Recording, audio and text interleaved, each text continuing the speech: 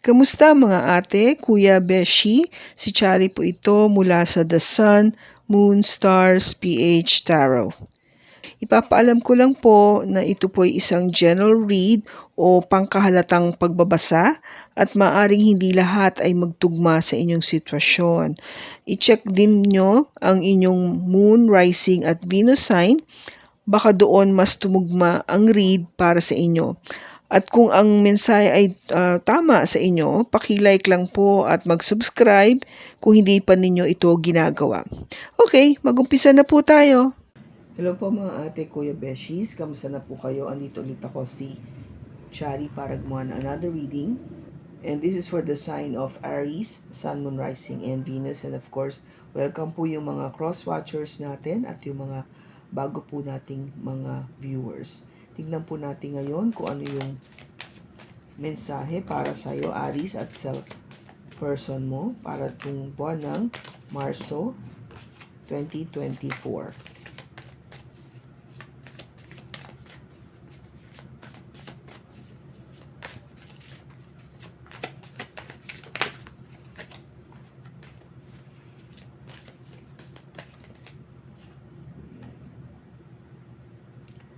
My life is a mess right now.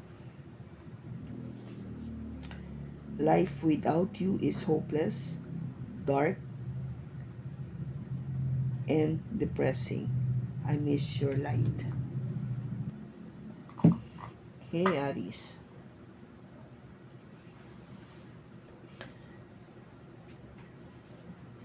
Parang sinasabi mo rito na sa ngayon, yung pinagdadaanan mo, Aries, medyo magulo. No? My life is a mess right now. Kung magulo yung buhay. May mabigat kang dinadala o maybe pakiwari mo, walang direksyon yung buhay na tinatahak mo. Kung sa akala mo ay okay ka na, pero parang nakikita mo ngayon hindi hindi ito yung iniisip mo na mangyayari o outcome sa mga pinlano mo dati. Kasi nagiging pangyayari ngayon ay nagiging magulo, no? Magulo. May kaguluhan kang pinagdaanan o pinagdadaanan ngayon. Yung person mo, sinasabi dito, life without you is hopeless, dark, and depressing. I miss your light. Na-realize yung person mo na talagang kung wala ka sa buhay niya, alam mo yung literal na, well, sabi dito, madilim at nakakalungkot. Kaya namimiss niya yung iyong company, yung saya na binibigay mo sa kanya. Maybe kaya your life is a mess right now, magkahiwalay ba kayo dito? Meron kayong hindi na pagkaintindihan? Kaya naramdaman mo na talagang parang na sidetrack ka, no? Na derail kung gaba, na wala sa tamang daan. I mean, if you have lost someone na you truly love, talagang nakakaano yun. Nakakawindam. Pakiramdam mo parang dito ako patungo Bakit naging gano'n? Napunta rito sa kanan. Nangyari. Tingnan natin sa tarot.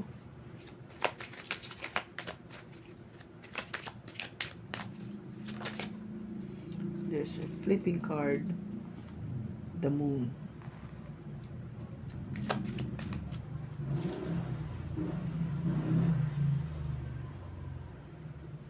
The Queen of Swords. And the Fool. Your card. Bottom is the Two of Cups. Now, sa person mo,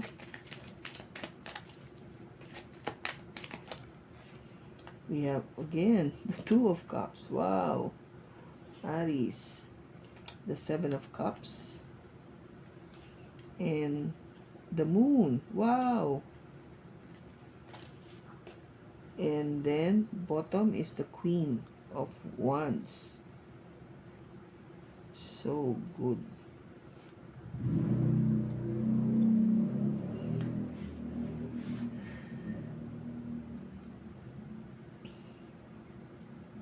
Aries, first card mo dito, the moon. Meron kang hindi naiintindihan, merong magulo na nangyayari sa buhay mo ngayon, which is tamang-tama, no? My life is a mess right now. Yung moon kasi, ang dala nitong energy is something na hindi clear, hindi maliwanag, kasi hindi naman dahil wala siyang ilaw na binibigay, pero 'di ba lumalabas ang buwan tuwing gabi. In comparison sa isang araw, no, yung the sun, ang araw kasi 'di ba sa umaga natin nakikita yung liwanag niya, kaya maliwanag na maliwanag. Ang buwan sa gabi lang, which is hindi lahat ay naiilawan. May mga bagay na malabo, may mga bagay na hindi, sabihin natin, tago, may mga sikreto, hindi mo nakikita kung ano yung dadating sa hinaharap. Okay? Which is, lahat tayo dumadaan dyan. Lahat tayo dumadaan sa liwanag ng araw at dumadaan din tayo sa dilim o liwanag ng buwan. Okay? Life is like that, to balance things. Now, with the Queen of Swords, this is an energy coming from either Gemini, Libra, or Aquarius. Air sign ito. Ang energy nito is something that is very cold, malamig. Kasi siya yung enerhiya na marami na siyang napagdaanan, na masasakit. Kaya kung gaba natuto na siya, paano maging matigas, paano maging ang pag-iisip ang gagamitin kaysa ang damdamin. Dahil ayaw na nga niya masaktan, kaya anytime na makita niya na itong pagkakataon o itong tao na to ay hindi magdudulot ng kabutihan o pagmamahal sa kanya, hindi siya magdadalawang isip na alsin ito sa buhay niya. Kaya siya may swords, no? Yung tinatawag nating ang sandata niya ay yung patalim, na talagang matalas ang parehong side. Ang purpose nito is to really cut, no, alsin, take it off, to put wounds, no, magdala ng pain, no, maybe pain in what? Saying the truth, no, kasi swords is also communication.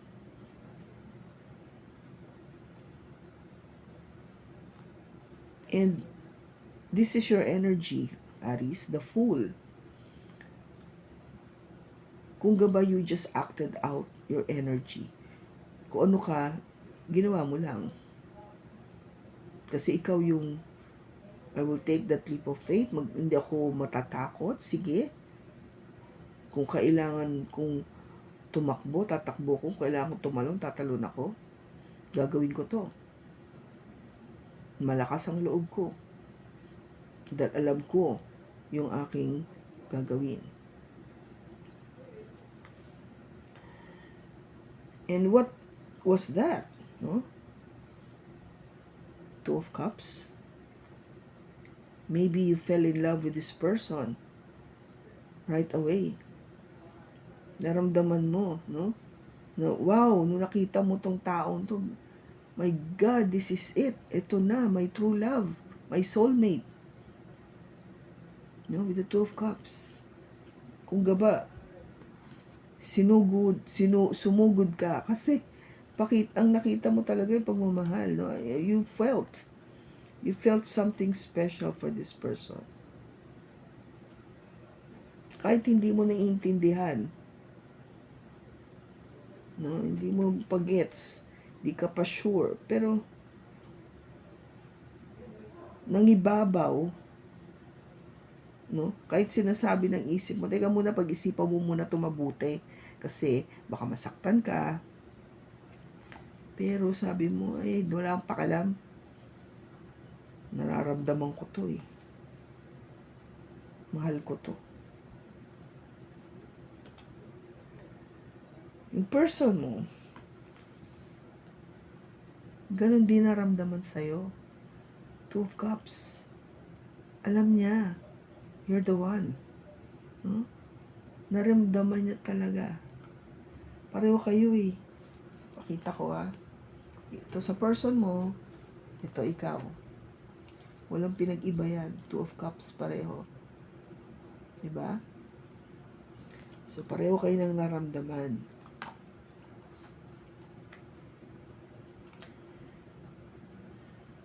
Pero yung person mo, bakit nagdalawang isip? Hindi lang dalawang isip 3, 4, 5, 7. Okay.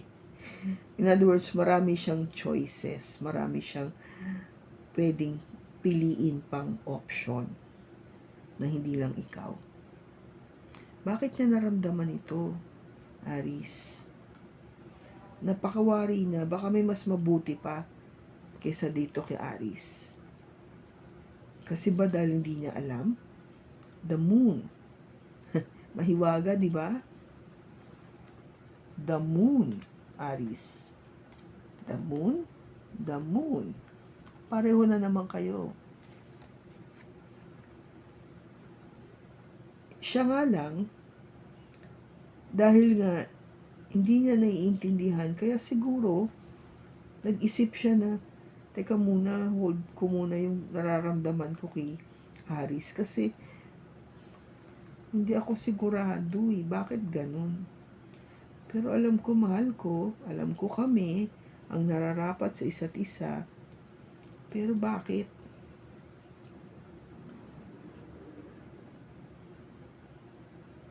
Alam mo yung siya talaga yung ilaw na hinahanap ko sa buhay ko.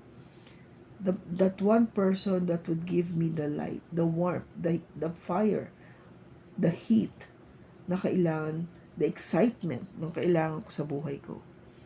Kasi kung yung person mo parang yung mga tipong 9 to 5 lang, yung trabaho, o yung walang kabuhay-buhay yung buhay. Alam mo yun, walang nangyayari, walang ganap. Nung dumating ka, crosswatcher, sa buhay ni Aries, naramdaman mo, ito si Aries ang wow. Naiba dating ng buhay ko ngayon. Parang, kung yung dati gigising ka, kakain ka, papasok ka sa work, tatrabaho ka, babalik ka na ulit sa bahay pagkatapos ng araw na yon, kakain ka, tutulog ka na ulit, and then, ayun ulit, ganun ulit yung routine mo. Nung dumating si Aries, gigising ka, nakangiti ka, excited ka pumasok, kasi baka magkita kayo, baka may matanggap kang, na message, o may ipadala, para sabihin na mahal niya ako. Nakakilig. Something to look forward to. Tatrabaho ka, hindi mo nararamdaman yung pagod. Tuwan-tuwa ka. Kahit sabihin natin pagod ka, uuwi ka na nakangiti. Okay? Ganun yung pakiramdam mo kay Aries. Tingnan natin. You have the 8 of Swords. The 2 of Cups ulit. And the 10 of Pentacles. Bottom niya is the 10 of Swords. Now, tingnan natin.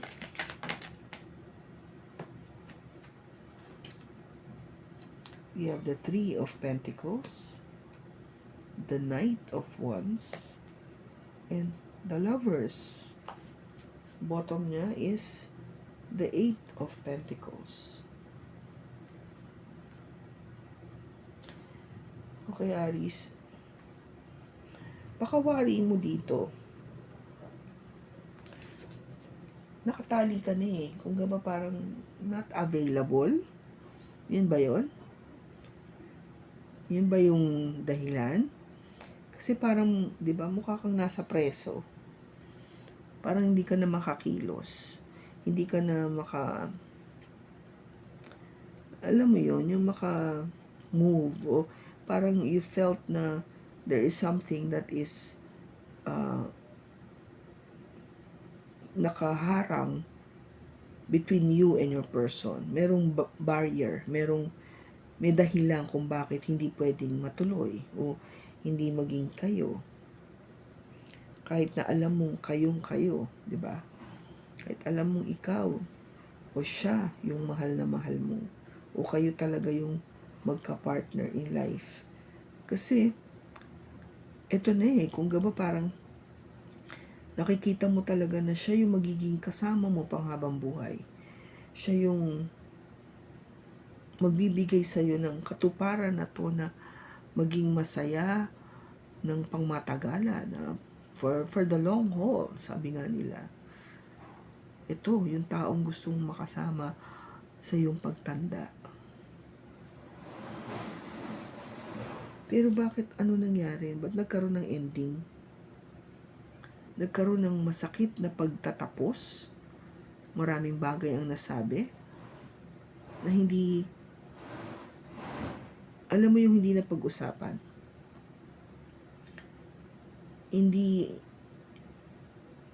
o nasabi man, parang ano pang ibabalik natin kasi tinapos na natin eh. Na yung person mo is willing to work this out, no? Makapag-reconcile o ayusin natin kung meron tayong problema o hindi tayo magkaintindihan. Let's work together para maayos natin, no? For us to keep in harmony. But with the Knight of Wands, parang lalong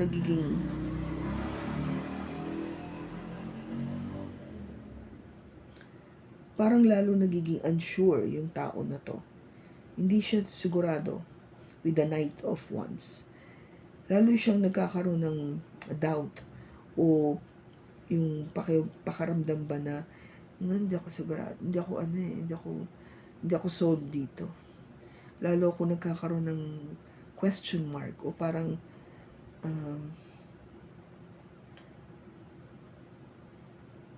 yung tipong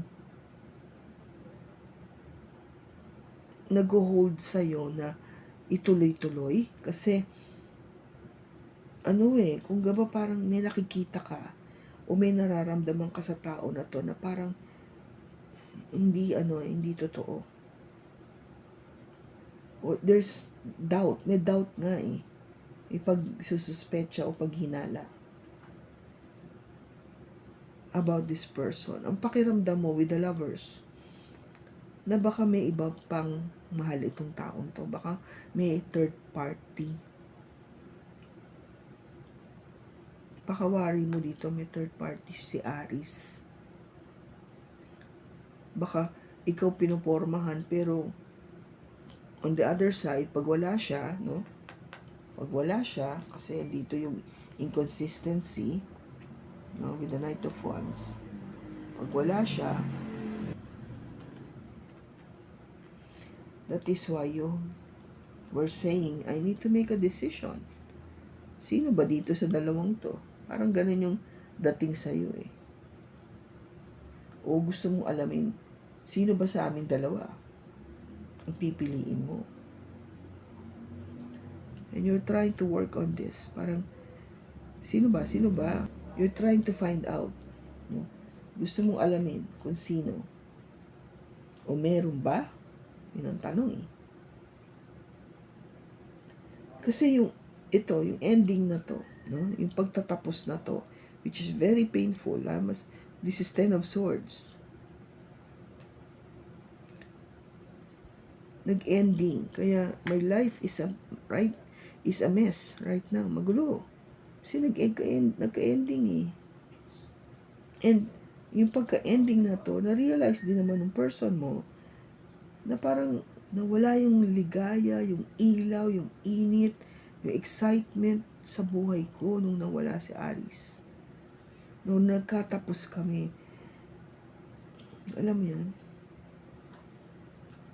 nagkaroon ng realization na natin kung ano yung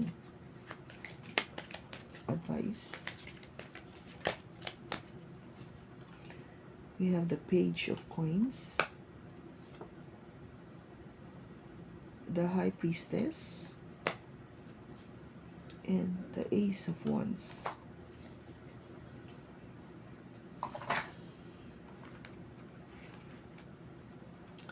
Ang sinasabi dito, Aris,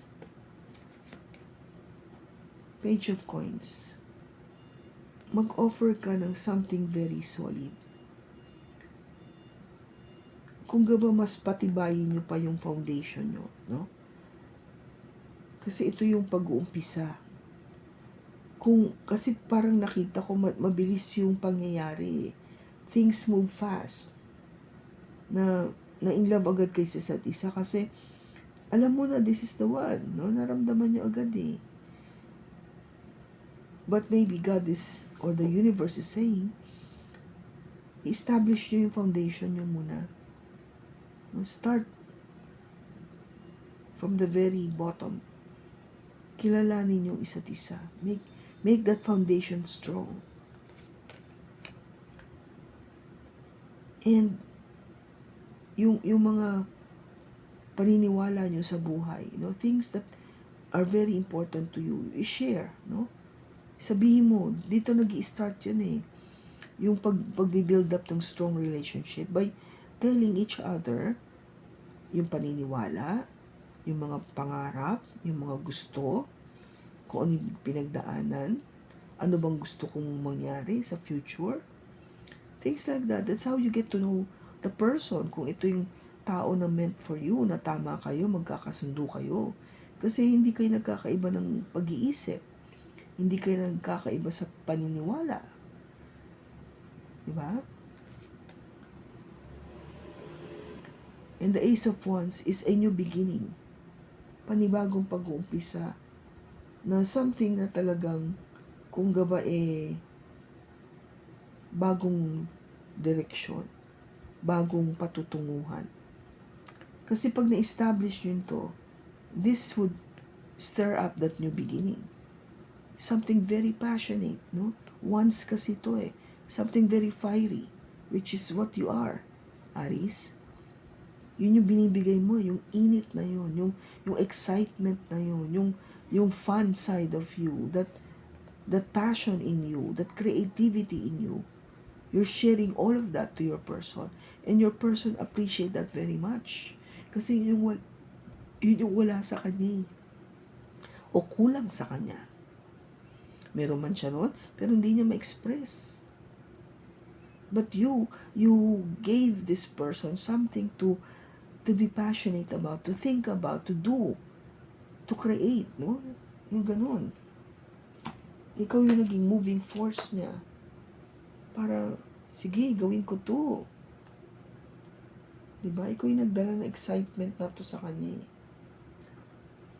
Now, I will give you the opportunity to ask any question, Aris. Isip ka na habang nagsha-shuffle tayo dito. And I will get the answer from this card. Okay, I'll give you a few seconds. Then I will let you know kung anong sagot. Isip ka na ng tanong. Ready ka na? And this is the answer. This is the sign. Okay? Ito daw yung sinyales. Maybe it is. Kasi Two of Cups. May gulay. Now, any more messages for Aries? Let go. Sometimes it's best to let go and let the universe work things out in divine timing. Oh, yes. Kung nagkahiwalay kayo dito, okay? Kasi diba sabi ko siya may ending. You're letting it go kasi maybe yung timing was off. Hindi pa talaga. Doon nagkita na kayo, you know you love each other, you know this is the one. but the timing is off. Hindi pa. Meron pa kayong kailangang tuparin according to God's plan. But God is always taking note na this is the two souls that needs to be in union sa future. Connection. Your connection is eternal and unbreakable. O, di ba? Walang makakasira sa relationship na to. Maybe kailangan nyo lang ng time off. Okay? Kaya let it go. Kasi kahit nasabihin natin, kung hindi man kayo ngayon this lifetime, babalik pa rin kayo sa next lifetime, kayo pa rin. Kasi yung connection is eternal, panghabang buhay at hindi masisira. Kayo't kayo. Parang twin flame na to, di ba? Kayo. Napakaganda kasi I have experienced cards that are synchronizing to each other. Parang tipong nag-uusap kayo sa isa't isa. You're letting each other know na, oo, love ko to. Oo, hindi ko alam. Diba? Ang ganda. Okay, so, kung kanino mang aris ito na nakuha natin yung energy ngayon sa pagbasa na to, sana nakatulong ng malaki ito sa iyo. Maraming salamat sa pagsama mo sa akin sa pagbasa na to. Sa susunod pumuli, ingat ka and God bless.